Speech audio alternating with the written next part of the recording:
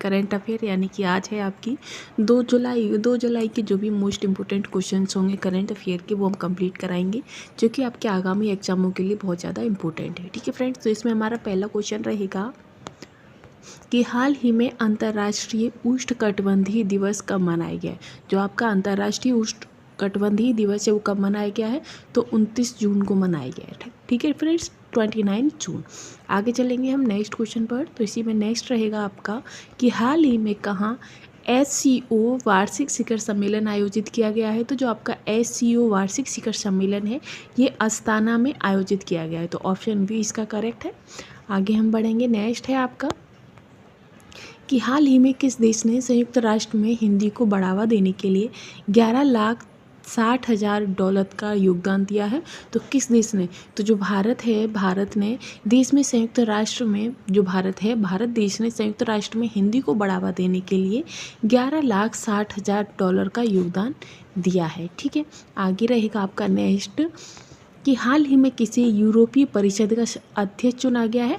तो जो आपके एंटोनी कोस्टा हैं, एंटोनी कोस्टा, उन्हें हाल ही में यूरोपीय परिषद का अध्यक्ष चुना गया है और इसी के साथ ऑप्शन बी करेक्ट है।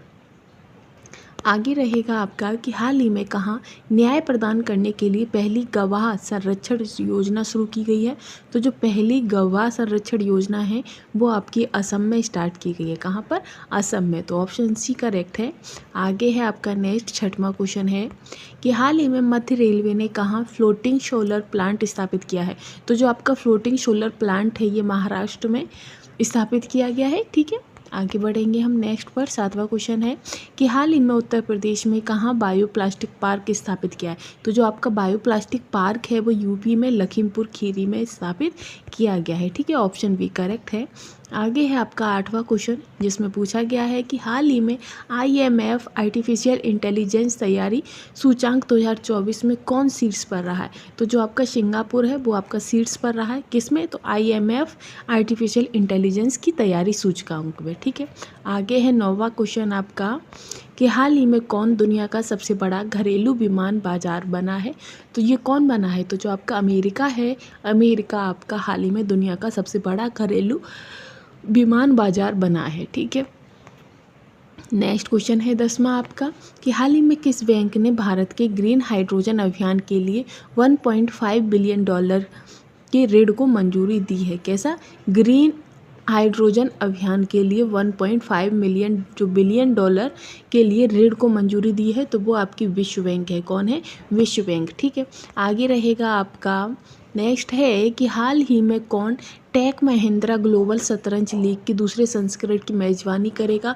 तो जो आपका लंदन है, लंदन आपका टेक महिंद्रा ग्लोबल शतरंज लीग की दूसरे संस्करण की मेजबानी करेगा। ठीक है, नेक्स्ट रहेगा इसी सीरीज़ में कि हाल ही में बैंक ऑफ बड़ौदा ने किसी अपना ब्रांड एम्बेसडर एंडोर्स बनाया है। तो जो आपका बैंक ऑफ बड़ौदा है उसने सुमित नागल को अपना ब्रांड एंडोर्स बनाया है। ठीक है, आगे रहेगा आपका कि हाल ही में कौन EIU के ग्लोबल अवेलेबिलिटी इंडेक्स में शीर्ष पर रहा है। तो जो आपका वियना है, वियना आपका ग्लोबल इक्विलिटी इंडेक्स में सबसे शीर्ष पर रहा है। ठीक है, तो ऑप्शन सी करेक्ट है।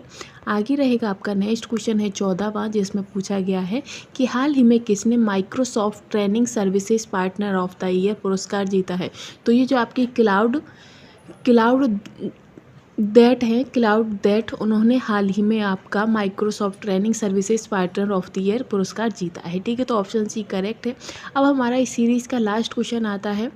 लास्ट क्वेश्चन है आपका कि हाल ही में भारत और किस देश ने सीमा पार ऑनलाइन भुगतान के लिए समझौता किया है। तो जो आपका नेपाल देश है, नेपाल, उसने हाल ही में भारत और नेपाल ने सीमा पार ऑनलाइन भुगतान के लिए समझौता किया है। तो ऑप्शन बी करेक्ट है इसका। और फ्रेंड्स, ये सीरीज़ हमारी यहीं समाप्त होती है। अगर कंटेंट आपको पसंद आया हो तो प्लीज़ चैनल के साथ बने रहिएगा और ऐसे ही कंटेंट के लिए चैनल को सब्सक्राइब कर लीजिएगा। Thanks for watching.